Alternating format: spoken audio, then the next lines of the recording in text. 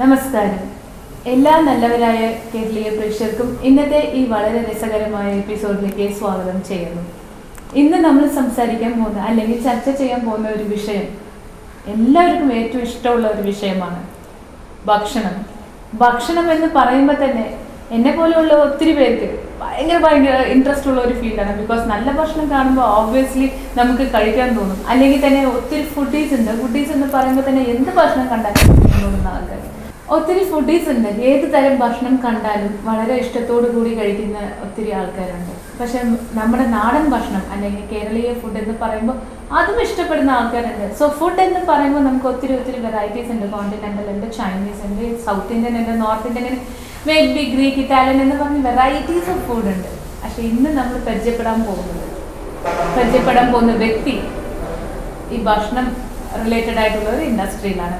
തീർച്ചയായിട്ടും നിങ്ങൾ എല്ലാവർക്കും തന്നെ അറിയാം, എറണാകുളത്ത് വരാപ്പുഴ എന്നുള്ളൊരു സ്ഥലമുണ്ട്. ഈ സ്ഥലത്ത് വളരെ ഫേമസ് ആയ ഒരു ഔട്ട്ഡോർ കാറ്റേഴ്സിനെയാണ് നമ്മൾ പരിചയപ്പെടാൻ പോകുന്നത്.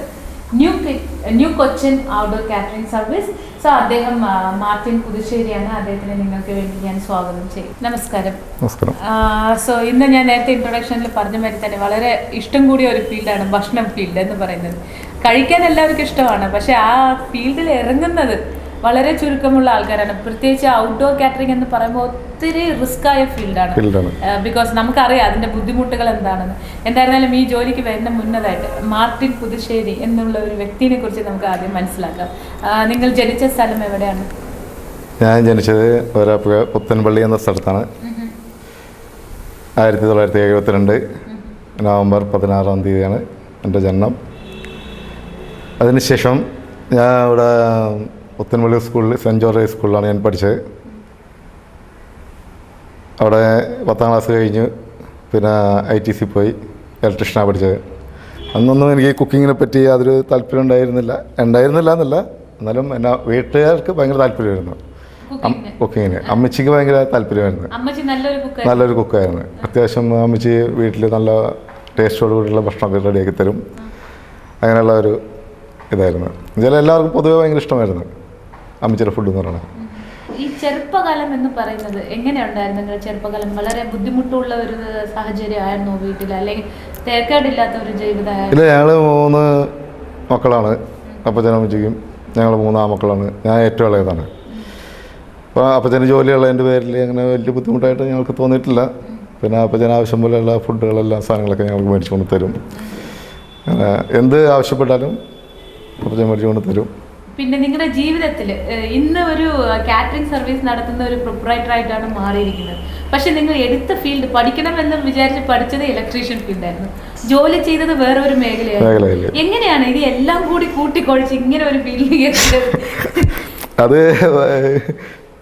ഈ കാറ്ററിംഗ് ഫീൽഡിലേക്ക് വരാൻ വേണ്ട കാരണം എന്ന് പറയുന്നത്, വർഷങ്ങൾക്ക് മുമ്പ് ഈ ഗൾഫിൽ പോയി വന്നതിന് ശേഷം പുറത്തോട്ട് വീണ്ടും പോകാൻ ശ്രമിച്ചെങ്കിലും പല കാരണങ്ങൾ കൊണ്ട് നടന്നില്ല.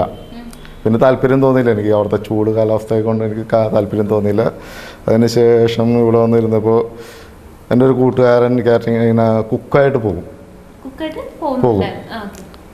എൻ്റെ ഒരു കൂട്ടുകാരൻ പോകും, ശശി എന്നാണ് പേര്.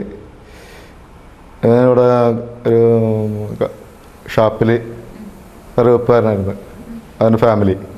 അപ്പോൾ അവന് ഇവിടുന്ന് ബിരിയാണി വെക്കാനും ചില്ലി ചിക്കൻ വെക്കാനും ഡിഷൊക്കെ വെക്കാൻ വേണ്ടി പോകുമ്പോൾ എന്നെ അസിസ്റ്റൻ്റായിട്ട് കൊണ്ടുപോകും. അത് കിച്ചണിലേക്കല്ല, ഞാൻ അവിടെ 2-3 മാസത്തോളം വെറുതെ നടന്നു. പിന്നെ അടുത്ത ജോലി അതാണ്. അതിനു മുമ്പ് പല വർക്കും ചെയ്തിട്ടുണ്ട്. ഇങ്ങനെ കൊറിയർ സർവീസിൽ വർക്ക് ചെയ്തെന്ന് പറഞ്ഞ്, പിന്നെ ഒരു ബാർമാനായിട്ട് വർക്ക് ചെയ്തിട്ടുണ്ട്. പോകുന്നതിന് മുമ്പായിരുന്നു. ഇതായിരുന്നു ഫസ്റ്റ് ഇറങ്ങിയ ഫീൽഡ് ഇതാണ്. പിന്നെ കോൺട്രാക്ട് വർക്ക് ചെയ്യാറുണ്ട് അത്യാവശ്യം എന്തെങ്കിലുമൊക്കെ ആയിട്ട്. ബിൽഡിംഗ് വർക്ക് കോൺട്രാക്ട് ചെയ്യാറുണ്ട്. ഇപ്പം ചെയ്യാറുണ്ട്.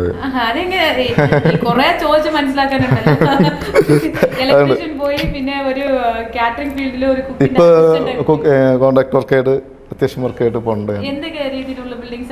ഒരു മൊത്തം വർക്ക്, ഒരു വീടിന്റെ മൊത്തം വർക്ക് ഏറ്റെടുത്തേക്കണം. അതും നമ്മൾ വെറുതെ ഇരിക്കുന്നില്ല എന്നുള്ള. ഇപ്പോൾ എനിക്ക് വർക്ക് ഇപ്പോൾ ആഴ്ചയിൽ ഇപ്പോൾ ഈ 2 മാസമായിട്ട് വർക്ക് വളരെ കുറവായിരുന്നു. കാരണം വെച്ചാൽ നോയമ്പ് കാലഘട്ടം എല്ലാവർക്കും തുടങ്ങിയല്ലോ, കർക്കിടക മാസവും അങ്ങനെയൊക്കെ വന്നു കഴിഞ്ഞപ്പോൾ മറ്റൊരു ഫീൽഡിലേക്ക് എന്തെങ്കിലും വർക്ക് ചെയ്യണമെന്നുള്ളൊരു ആഗ്രഹത്തിൻ്റെ പുറത്ത് അങ്ങോട്ട് ചെയ്തു. ആണ് പോണ്, ഇപ്പോഴും പോയിക്കൊണ്ടിരിക്കുന്നത്. Very nice. അത് മാത്രമല്ല, ദൈവം നിങ്ങളെ ഒരു എന്താ പറയാ നല്ല കഴിവുള്ള ബിസിനസ്മാനെ മാറ്റാൻ വേണ്ടിയിട്ടായിരിക്കും കുവൈത്തിൽ നിന്ന് ഇങ്ങോട്ടേക്ക് അയച്ചത്. പർട്ടിക്കുലർ റീസൺ ഉണ്ടോ കുവൈത്തിനുള്ള ജോലിനെ വിട്ടിട്ട് ഇങ്ങോട്ട് വരാൻ? അങ്ങനെയുള്ള ഇതൊന്നുമില്ല. പിന്നെന്തായിരുന്നു തിരിച്ചു വരാനുള്ള അവിടെ ഭയങ്കര കാലാവസ്ഥ ഭയങ്കര ചൂടായിരുന്നു. പിന്നെ സാലറി ഒക്കെ പറഞ്ഞ സാലറി ഒക്കെ ഉണ്ടായിരുന്നു, അതിൽ കൂടുതലും സമ്പാദിച്ചിട്ടുണ്ട്. പിന്നെ അവിടുത്തെ കാലാവസ്ഥ ഒന്നും ചേരാതെ വന്നായി പോയി. പ്ലാന്റ് വർക്കായിരുന്നു. പൈപ്പ് ഫിറ്റിംഗ് എന്ന് പറയുന്നത് പ്ലാന്റ് വർക്കായിരുന്നു വർക്ക്ഷോപ്പിൽ. അത് AC ഒന്നും ഉണ്ടാകത്തില്ല, ഭയങ്കര ചൂടും അതുപോലെ തന്നെ അവിടുത്തെ ക്ലൈമറ്റ് നമുക്ക് പറ്റുന്നില്ല. സുഖം ഇന്ത്യയിൽ ജീവിക്കുന്ന നാളെ കൊച്ചു കേരളത്തിൽ തന്നെ ജീവിക്കുന്ന ഏറ്റവും സുഖം കേരളത്തിൽ തന്നെ. ഇത് പറയുമ്പോഴാണ് എനിക്കൊരു കാര്യം ഓർക്കുന്നത്. ബിക്കോസ് ഇവിടുന്ന് വിട്ട മലയാളികൾ, ഒട്ടേറെ മലയാളികൾ മറുനാട്ടിലും പ്രവാസി മലയാളികളുമായിട്ട് കുറേ പേര് ഈ വേൾഡ് മൊത്തം എങ്ങാനും ഉണ്ട്. പക്ഷെ അവര് പറയുന്നത് എനിക്ക് തിരിച്ച് കേരളത്തിലോട്ട് വരണ്ട, എനിക്ക് അവിടെ ജീവിക്കാൻ പറ്റില്ല, എനിക്ക് ഇവിടെയാണ് സുഖം, എനിക്ക് ബിസിനസ് ചെയ്യാൻ ഇവിടെയാണ് നല്ലൊരു പ്ലേസ് എന്നൊക്കെയാണ് പറയുന്നത്. അതിനെ കുറിച്ച് നിങ്ങൾക്ക് എന്താ പറയാനുള്ളത്? അത് ഇപ്പം എൻ്റെ ചേട്ടൻ തന്നെ പോയിട്ട് 13 വർഷത്തോളമായി ഗൾഫിൽ പോയിട്ട്. ഇവിടെ നാട്ടിൽ വന്നു കഴിഞ്ഞാൽ ചേട്ടന് പറ്റിയൊരു ജോലി കിട്ടില്ല. ചേട്ടൻ ഒരു സ്വന്തമായിട്ടൊരു ബിസിനസ് തുടർന്നുകൊണ്ട് പോകുന്ന പറയുകയാണ്. ഇനി പെട്ടെന്ന് ഒരു ബിസിനസ്സിലേക്ക് എടുത്തു ചാടി തുടർന്ന് വിജയിക്കാനായിട്ട് ഇത്തിരി ബുദ്ധിമുട്ട് വരും. പണ്ടത്തെ എക്സ്പീരിയൻസ് ഇല്ലാതെ ചെയ്യാനും പറ്റില്ല. അപ്പോൾ ഗൾഫിലേക്ക് തന്നെ അവരുടെ ജീവിതമാണ് വലുതെന്ന്. അവിടെ മാസത്തിൽ ശമ്പളം കിട്ടും, ഒരു ടെൻഷനില്ല.